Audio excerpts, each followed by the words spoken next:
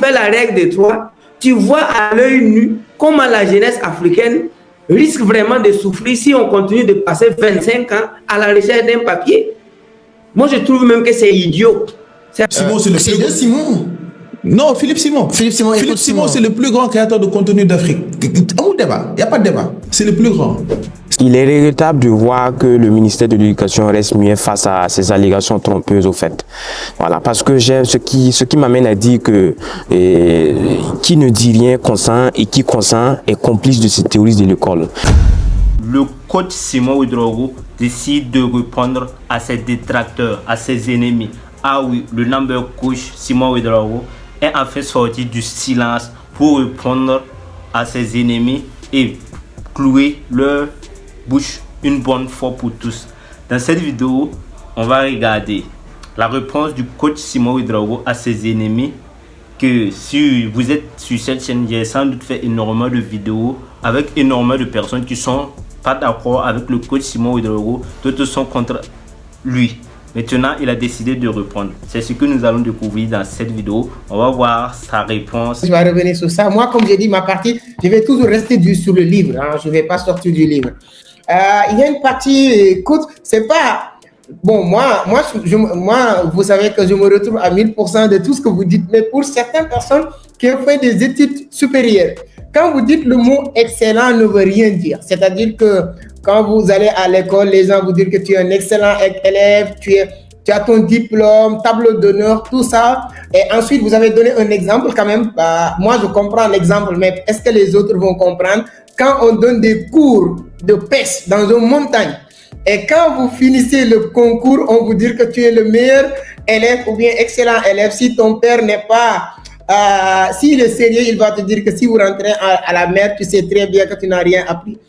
Est-ce que cette comparaison, les gens vont comprendre? Est-ce que vous pouvez revenir sur cette partie?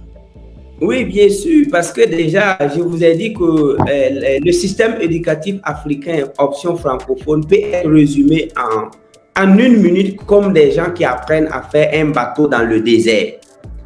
Maintenant, si ceux qui ont décidé de vous enseigner comment concevoir le bateau sont aussi méchants, en oubliant l'élément basique qu'un encéphalopathe peut connaître, c'est-à-dire le bateau marche dans l'eau. Parce que quand on dit bateau, il y a le champ lexical de l'eau qui apparaît. Maintenant, il vous a amené dans un désert pour que vous fabriquiez le bateau.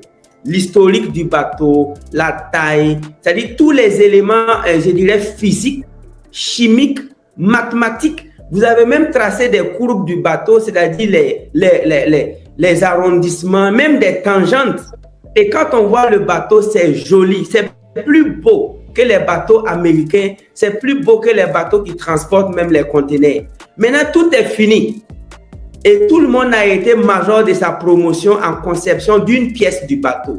Ceux qui ont fait le moteur, champion. Ceux qui ont fait, tous ceux qui ont travaillé sur le bateau sont sortis champions. Maintenant, c'est fini. Il reste maintenant, on bouge.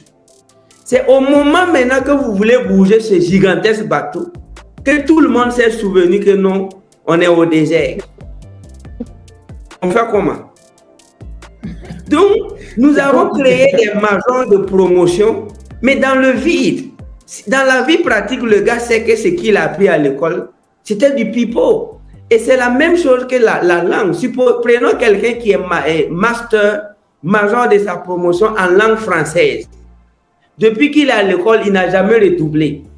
Maintenant, il a fait 25 ans d'études de la langue française. Aujourd'hui, on dit qu'il y a un boulot qui paye 5 millions par mois. Mais il faut maîtriser l'arabe. Le gars ne connaît pas une seule phrase, une seule lettre de l'arabe. De toi à moi, qu'est-ce qu'il doit faire? Il doit être humble, déposer ses diplômes en français, aller commencer à apprendre l'ABCD de l'arabe. Mais si lui vient, il dit non, ben, écoute, je vous rappelle que j'ai un master. On dit, mais ici, là-haut, ce n'est pas une histoire de français, c'est une histoire d'arabe. Donc, ceux qui ont étudié en Afrique pensent que les études et l'entrepreneuriat, c'est deux mondes opposés. Et donc, à la fin de leurs études, avec les gros diplômes qu'ils ont, quand ils viennent dans le monde de l'entrepreneuriat, pour apprendre à lire et à écrire dans l'entrepreneuriat, c'est-à-dire se ridiculiser, sortir vendre des produits et se faire insulter par des clients, le gars ne supporte pas ça parce que lui, il est grand. Lui, il est sorti, un client l'a manqué du respect, il vient te voir, tu dis, mais c'est comme ça, il dit, oh, c'est comme ça, tu dis, mais tu es en train d'apprendre une nouvelle langue, laisse-toi enseigner. Donc l'entrepreneuriat, si tu considères l'entrepreneuriat comme une langue parlée, et qu'il y a des appels, si tu ne parles pas la langue, mais peu importe ce que tu as fait dans ta vie, laisse tomber ça, reviens, on va t'enseigner pas à pas. Il n'y a pas de honte pour quelqu'un qui parle 10 langues. Il parle le chinois, il parle l'anglais, il parle l'arabe, il parle l'espagnol, il parle l'allemand. Maintenant, il lui reste maintenant le swahili. Mais il n'a qu'à aller se ridiculiser pour apprendre le swahili à zéro. C'est pas parce que tu parles bien ces 8 langues que tu parles swahili si tu veux parler swahili. Mais il y a des gens, comme ils ont fait Sorbonne, comme ils ont fait peut-être des Panthéons, comme ils ont été majors de 2 masters, ils pensent que quand ils viennent dans l'entrepreneuriat, on va tenir compte de ça. Nous, on ne tient même pas compte de le vocabulaire. La langue arabe ne tient pas compte d'une seule lettre française. La langue arabe te dit de mettre tous ces 26 lettres-là de côté, parce que ici, là, c'est autre chose. Moi, je suis allé pour apprendre le chinois.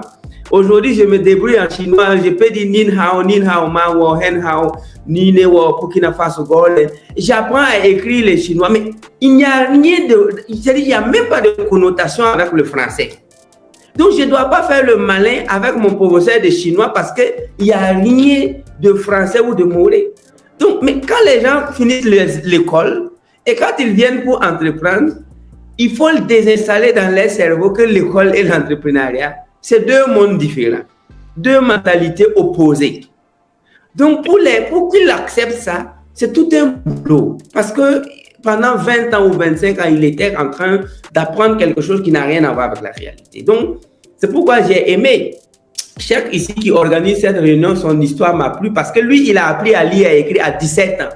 À 17 ans, ce monsieur Amadou Seck de Vision d'Afrique ne savait ni lire ni écrire. Mais à 17 ans, peut-être que tu étais pubère, peut-être que tu avais déjà même fait la cour à une fille, je ne sais pas. Mais quand le monsieur est venu t'apprendre à écrire, est-ce que si tu avais fait le malin, comme j'ai 17 ans, comme ceci, le A là, moi je préfère un A penché comme... Non, tu ne préfères rien, il faut avaler. Ouais. Donc, c'est pourquoi j'aime dire que dans notre système éducatif, ce qui va se passer dehors, c'est pas ce qu'on enseigne dedans. C'est pourquoi ils ont biaisé la théorie, ils ont insulté la théorie, alors qu'on ne peut rien faire sur cette terre sans théorie. Mais nous conseillons 1% théorie, 99% pratique.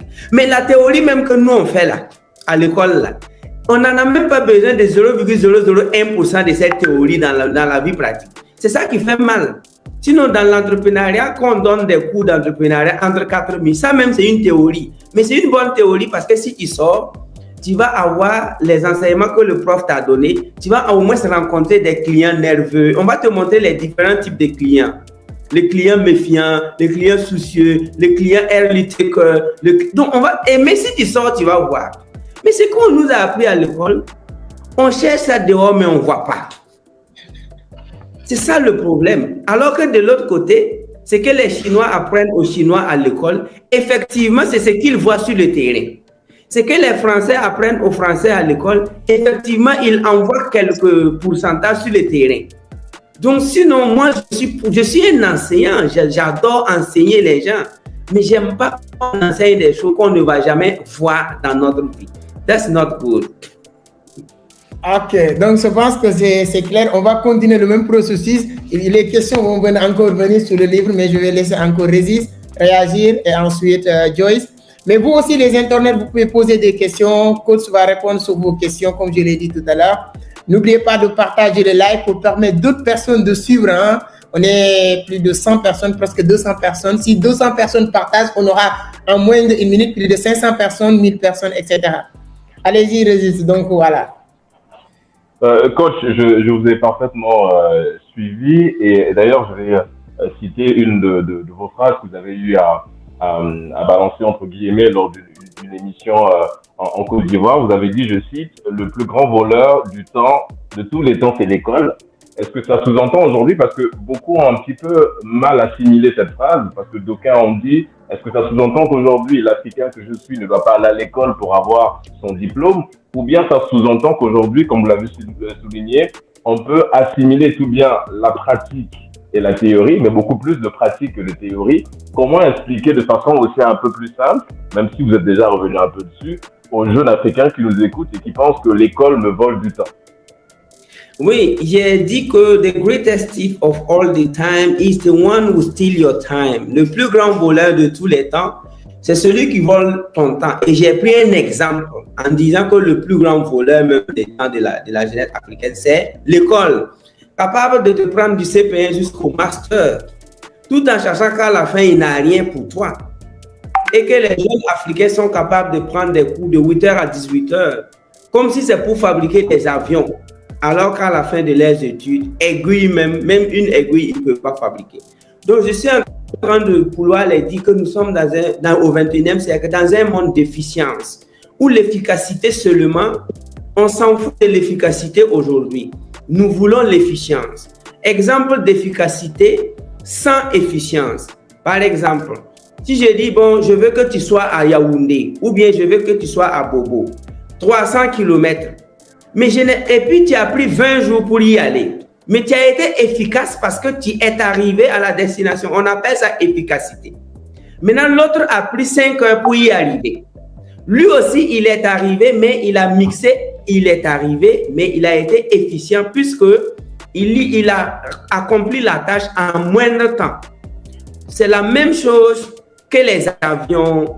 Pensez à n'importe quelle innovation technologique ou dans n'importe quelle innovation tous les milliardaires sont prêts à payer n'importe quel ingénieur ou scientifique si et seulement si il peut lui faire réduire le temps, économie de temps. Tout le monde veut faire en une journée ce que les anciens ont fait en 10 jours. C'est tout là. C'est pourquoi on court dans des universités, on lit les livres et tout. Les avions de 1960 n'ont pas les mêmes vitesses que les avions d'aujourd'hui. Les ordinateurs de 1970-80, quand tu voulais les allumer, il faut aller te laver. Venir trouver que Windows est en train de démarrer. On a tous vu ça. Mais aujourd'hui, tu payes un ordinateur, à peine tu touches le bouton démarrage, tout est déjà OK et tu es content. Maintenant, pourquoi nos systèmes éducatifs ne s'adaptent pas en disant, bon, si dans les années 60-70, il fallait tel nombre d'années pour avoir cette connaissance. Aujourd'hui, avec la technologie, avec Play Store, avec YouTube, avec Google, qu'est-ce qu'on peut faire pour que nos enfants apprennent en 5 ans ce que leurs parents ont appris en 20 ans? Oui, ça c'est un peu de bon sens, quoi. Malheureusement, aujourd'hui, tout a changé, sauf cette économie. C'est pourquoi j'ai dit aux jeunes là, dans ce 21e siècle, selon mes analyses macroéconomiques et microéconomiques, selon mes analyses géopolitiques, sociologiques, même si un Africain venait à avoir le doctorat à 12 ans, tout Africain confondu, son doctorat à 12 ans ne le garantit même pas 0,5% de succès mondialement respecté. Si un Africain venait à décrocher son doctorat à 12 ans, son succès mondialement reconnu a une probabilité de 0,0001%. Prenons un Sénégalais ou un Burkinabé de façon aléatoire qui vient d'avoir son doctorat à 12 ans, de vous à moi. Est-ce qu'il pourra réduire la pauvreté du Burkina ou du Sénégal de 50% dans 50 ans? Lui seul. Lui-même là, d'ici qu'il ait 40 ans avec son doctorat qu'il a eu à 12 ans, lui-même il va regretter. Il va voir le retard sur tous les plans.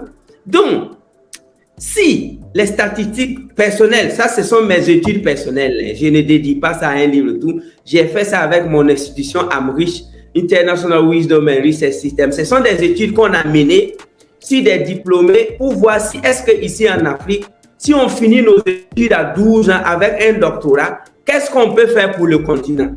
Je ne suis pas pessimiste, on peut faire quelque chose. Mais je vous jure que le temps qu'on va prendre pour finir avec la pauvreté en Afrique, même si tous les Africains venaient avoir le master à 12 ans, il nous faut des années. Parce que si je compare l'évolution de l'Amérique, du Japon, le Japon a été industrialisé depuis 1900 combien? L'Amérique a fini son industrialisation depuis 1900 combien? La France a fini avec l'autosuffisance alimentaire depuis 1900 combien? Mais est-ce que la France n'a pas de problème? Un pays comme la France, industrialisé il y a longtemps, et il a fini avec tout ce qui est technologie. Mais regardez un peu, que ce soit les gilets bleus, le pôle chômage des Français, là. Quand tu regardes ça, et que nous-mêmes, on n'a même pas encore eu le niveau de la France de 1960, nous-mêmes, on n'a même pas encore le niveau économique, infrastructurel. On n'a pas encore acquis le niveau géopolitique de la France de 1960. Et alors que la France de 2022 vit dans des problèmes aussi économiques, sociaux. Donc, à ce moment-là, nous on traîne des pas. Pourquoi? Pourquoi nous traînons les pas à l'école? Pourquoi nous traînons nos pas entre quatre murs? Alors que la vie, ça ne se passe pas entre quatre murs. C'est pourquoi j'ai dit qu'il faut administrer le savoir comme des vaccins à notre jeunesse là. En un mois, et puis les mettre dehors. Ils vont aller travailler.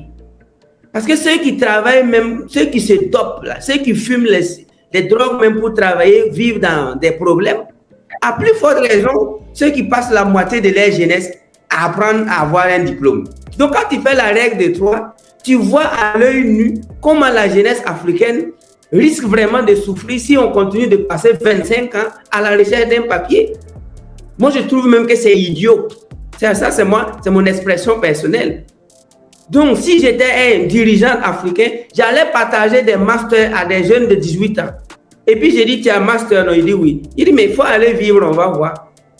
C'est là que tu vas savoir que il faut avoir tous les diplômes du monde le plus tôt que possible. Et tu vas voir que la vie s'en fout de ton papier. Donc, c'est pourquoi j'ai résumé en disant que le plus grand voleur de tous les temps, c'est celui qui vole ton temps. Regardez comment Facebook vole le temps de la jeunesse. Les réseaux sociaux.